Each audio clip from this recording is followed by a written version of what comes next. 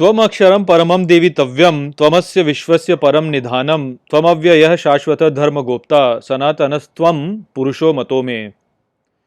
नमस्कार मित्रों। ये जो श्लोक है भगवत गीता के 11वें अध्याय का 18वां श्लोक है, जिसे हम आज गहराई से समझेंगे। तो आइए सबसे पहले इसके अर्थ को समझते हैं। तो जो श्लोक है वो कहता है, त्वम अक्षरम परमम वेदितव्यम, अर्थात आप अक्षर हो परम जानने योग्य।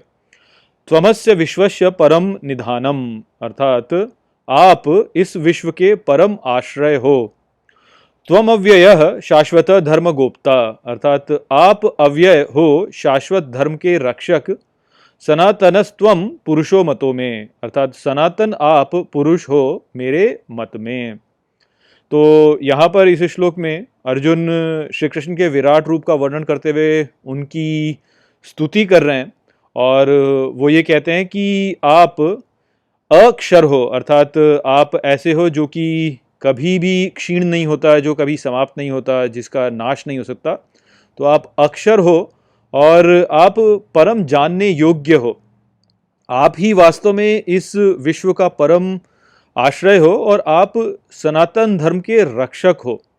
इस प्रकार से आप परम पुरुष हो जिस तक प्रत्येक व्यक्ति को पहुंचने का प्रयास करना चाहिए। तो यहाँ पर जो मूल संदेश है वो यही है कि भगवान श्री कृष्ण जो है वह ही परम आश्रय हैं, वह ही हैं जिस तक प्रत्येक भूत को पहुँचना है, और वो सनातन धर्म के रक्षक हैं। तो जो बाकी विचार हैं वो तो हम ठीक प्रकार से समझते हैं, किंतु यहाँ पर सनातन धर्म का जो विचार है उसको आइए और गहरे से समझ लेते हैं, क्योंकि इसको लेकर के लोग बहुत भ्रमित रहते हैं और कई बार ठीक प्रकार से समझ नहीं पाते।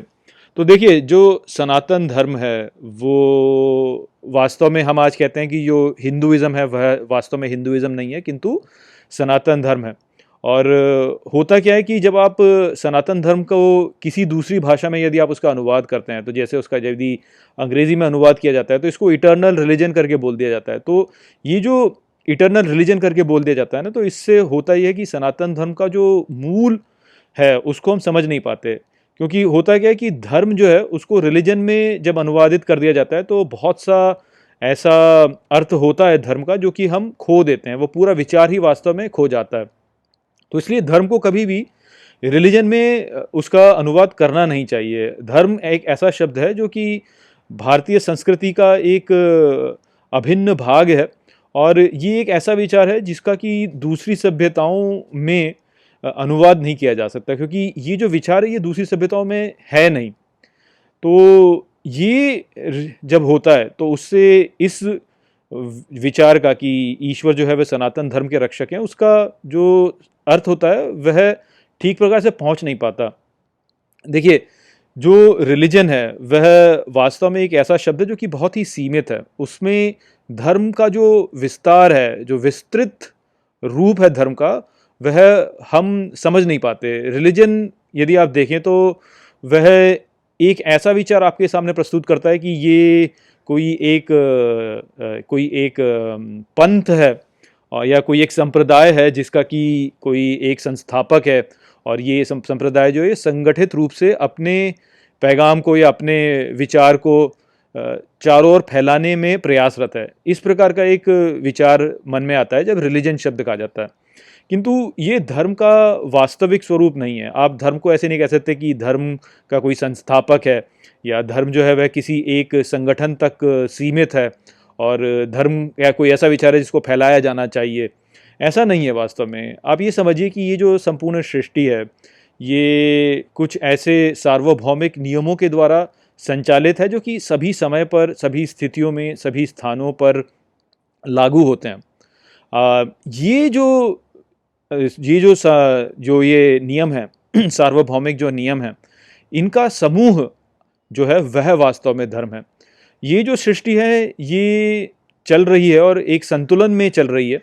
इन संतुलन को बनाए रखने के लिए कुछ ऐसे सार्वभौमिक नियम हैं जिनका कि ये सृष्टि उपयोग करती है, ताकि वह इस सृष्टि में एक संतुलन बनाए रखे। और कोई भी इकाई इस सृष्टि में यदि उन सार्वभौमिक नियमों के विरुद्ध जाती है तो उसका विनाश हो जाता है। क्यों विनाश होता है? क्योंकि वह असंतुलन लेके आती है, और क्योंकि सृष्टि में संतुलन चाहिए इसलिए उसका विनाश करना ही पड़ता है। तो ये जो नियम है सारे, सार्वभौमिक नियम, यूनिवर्सल लॉज जिनको आप कहेंगे, ये नियम वास्तव में धर्म है, ना कि कोई रिलीजन या कोई संप्रदाय जो कि अपने विचार को चारों ओर फैलाना चाह रहा है।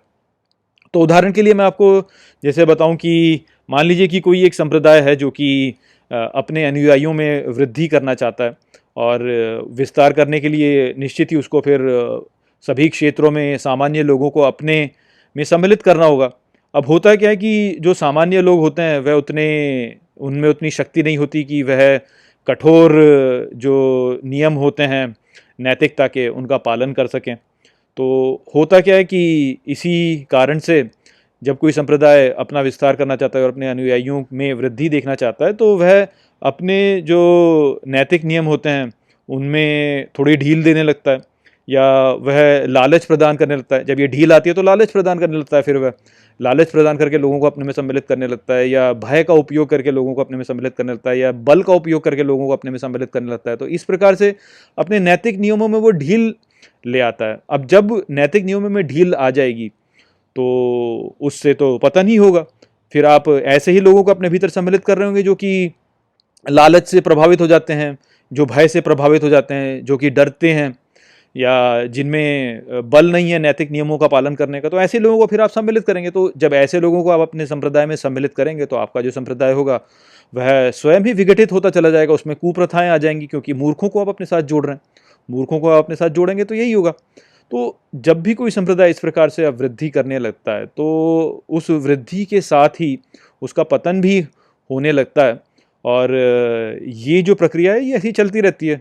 कोई भी संप्रदाय उठता है और फिर उसका पतन हो जाता है। उस पतन की राख में से ही फिर एक नया संप्रदाय उठता है जो कि संशोधन करना चाहता है समाज में, और फिर वह लोकप्रिय होता चला जाता है, और फिर उसमें कुरीति आने लगती है, और फिर उसका पतन हो जाता है। तो ये जो चक्र है उत्थान का और पतन का, ये इसी प्रकार से चलते रहता है। ये एक सार्वभौमिक नियम है। ये एक ऐसा नियम है जो कि सभी स्थानों पर, सभी समयों पर, सभी स्थितियों में लागू होता है।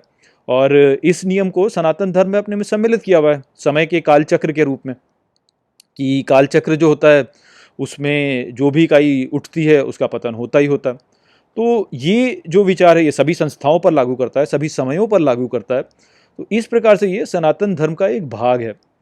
तो अब आप इसी बात को समझिए कि देखिए, राष्ट्र होते हैं तो राष्ट्र जो हैं वह उनका उदय होता है और फिर उनका पतन होता है। धार्मिक संप्रदाय जो होते हैं उनका भी उदय होता है फिर उनका भी पतन होता है।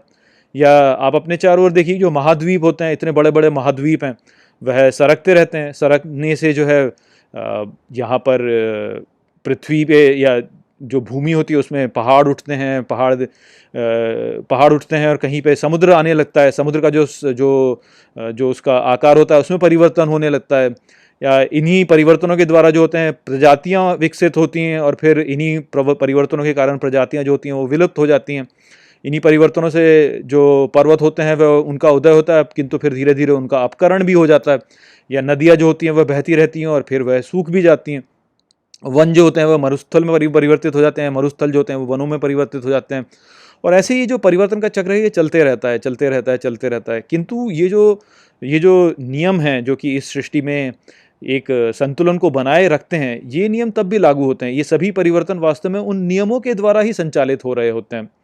तो ये जो सार्वभौमिक नियम है, इनको चलाने वाला जो है वह परमेश्वर है, और वह ही वास्तव में इन नियमों के ऊपर अध्यक्षता रखता है, और इन नियमों के द्वारा ही वह इस सृष्टि में संतुलन बनाए रखता है।